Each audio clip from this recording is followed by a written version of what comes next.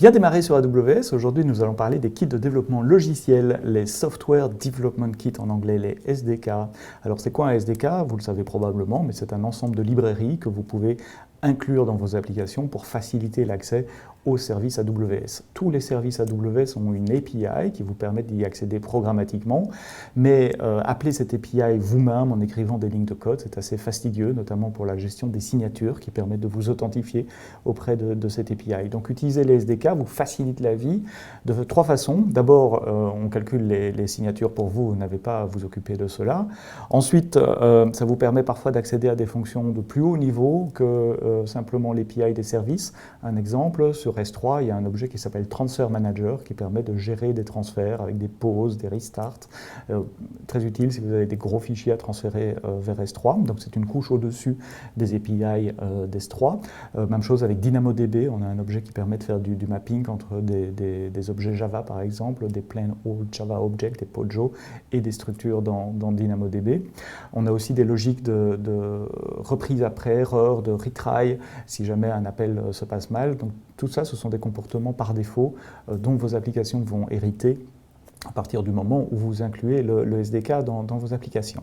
Alors comment trouver ces SDK? Il faut aller sur notre site web aws.amazon.com/tools, T-O-O-L-S, c'est la page qui est ouverte ici devant moi, et vous voyez ici tous les outils de développement, y compris la ligne de commande, les autres outils de développement, les intégrations avec les IDE, mais si vous cliquez sur le petit lien SDK, vous voyez l'ensemble des SDK, et nous couvrons la plupart des langages classiques, de Java à PHP, en passant par Go, C++, Ruby, Python, .NET, Node.js ou JavaScript pour le navigateur. Donc chaque fois, vous avez le lien vers l'installation, vers la documentation, et un lien pour en apprendre plus. Il y a aussi des SDK pour applications mobiles sur Android avec Kotlin ou Java et sur iOS avec Objective-C ou Swift, React Native et d'autres SDK. Donc vous avez vraiment le choix en fonction des applications que vous allez essayer de développer.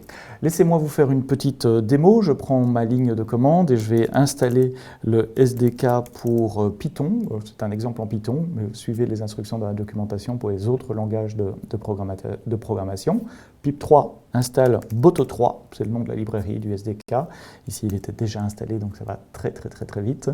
Ensuite, un petit exemple de code. Je switch sur un éditeur de code qui s'appelle Visual Studio Code. Comme d'habitude en Python, vous faites d'abord un import de Boto3. Ensuite, vous utilisez l'objet Boto3 pour accéder à des ressources, et la plupart des services sont disponibles sous forme de ressources. Donc là, j'ai un objet qui représente le service S3.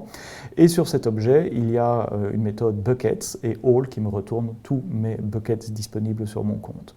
Et donc j'itère simplement, je boucle pour chaque bucket dans cette liste-là, j'imprime le nom du bucket.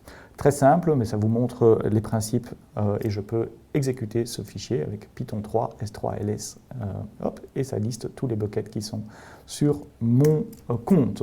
Vous vous posez peut-être la question, oui, mais où va-t-il chercher son access key et secret key? Les SDK comprennent le setup de votre ligne de commande. Référez-vous à l'épisode sur la ligne de commande pour en savoir plus sur la ligne de commande. Mais à partir du moment où vous avez votre ligne de commande correctement installée et configurée, les SDK vont réutiliser la même information sur votre laptop. Voilà comment bien démarrer avec les SDK sur AWS. Merci de nous avoir regardés, à la prochaine fois. Et d'ici là, quoi que vous codiez, codez-le bien.